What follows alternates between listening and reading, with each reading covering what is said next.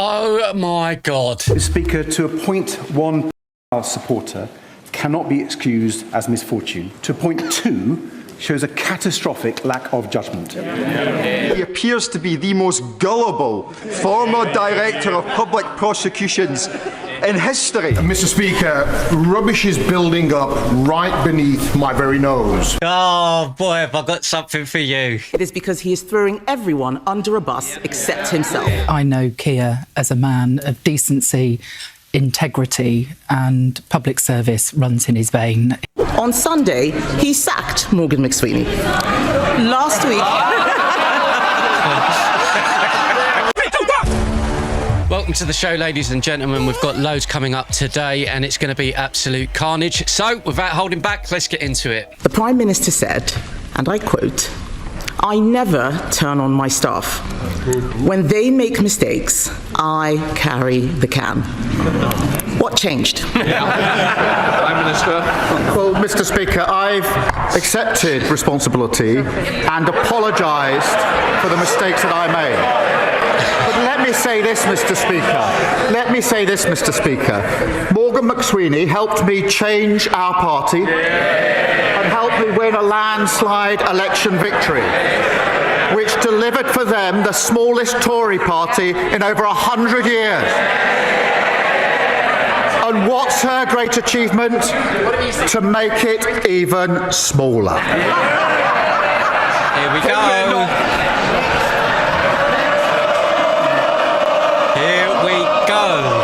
The Whips have done a great job today. This is like the 37th... Oh, he said, yeah, exactly. Done a great job today getting them cheering. We all know that they've been sick for the last week. Because let's remember, Mr. Speaker, just last week, he told us that he had full confidence in his Chief of Staff, Morgan McSweeney.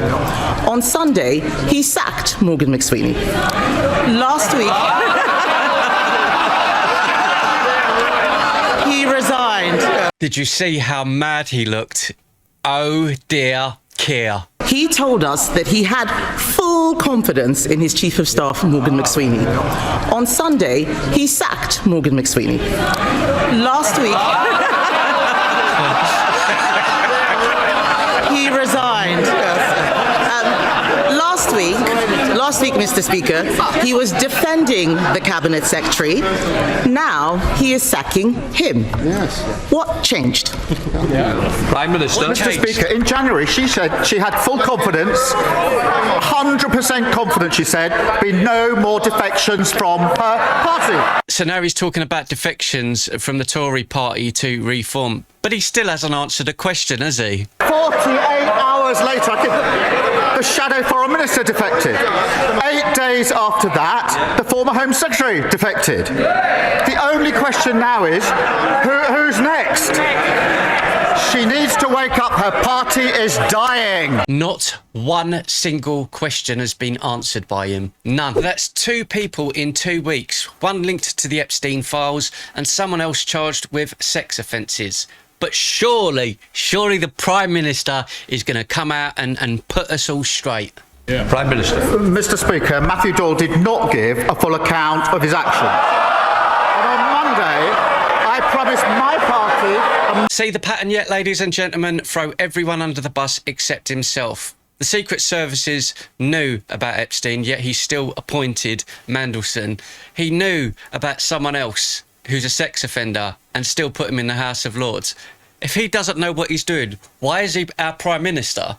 Jerry Bootneck says not one question answers. All attacks from Starmer to cover his own skin. Next up, Alice says her party may be dying, but your party, Starmer, is already dead. Followed by Crypto Skins, who says embarrassing behaviour in the House as per usual. Let's be completely honest. Boris Johnson was removed because he had a tea party with some cakes during COVID. Now, we all know that lockdown was difficult for all of us. I'm sure you can all remember. But the fact remains, linking two people to sex offences in your party is time to go, my friend. Let's move on to some more despicable comments made in the Houses of Parliament today. Mr. Speaker, rubbish is building up right beneath my very nose.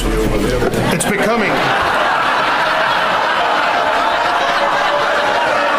So you can see there, that's referring to the Reform Party who's sitting just below him there. That's Ayub Khan. To his very right with the beard is Iqbal Mohammed. So let's talk about these two, shall we? Ayub Khan there is referencing the Reform Party and in particular Nigel Farage, calling them all rubbish. So let's remind you that Ayub Khan, his constituency, his area is Birmingham. Let's take a little look at Birmingham and speaking of rubbish, shall we?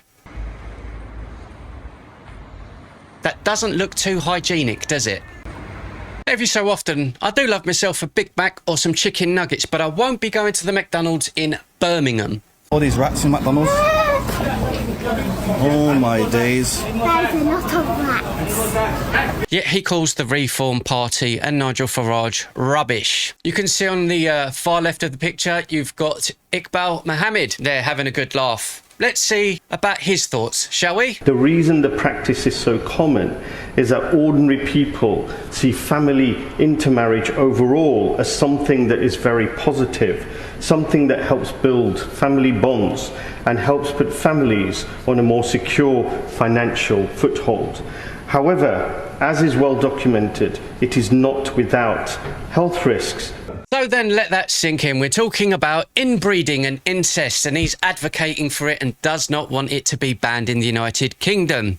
How strange is that they're judging others? Elder says in the comments, Ayub Khan calling Reform MPs rubbish to their faces is childish playground politics. Disagree with their policies? Fine. But this kind of petty name calling in Parliament is embarrassing. I completely agree with that. He goes on to say, Birmingham has real problems. Focus on those instead, such as the rats that we've just seen. Next up, we've got another comment coming from the Welsh Reformer. It says, imagine the media backlash if it was the other way around.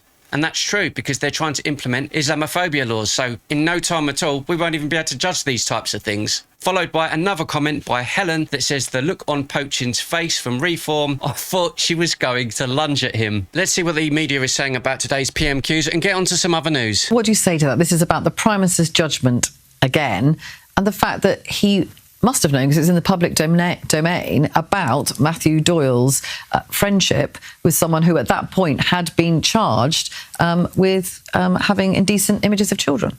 So the first thing I'd say is that I know Keir as a man of decency, integrity and public service runs in his vein. Heidi, what do you say to that? This is about the Prime Minister's judgment again. And that Decency? He must have known.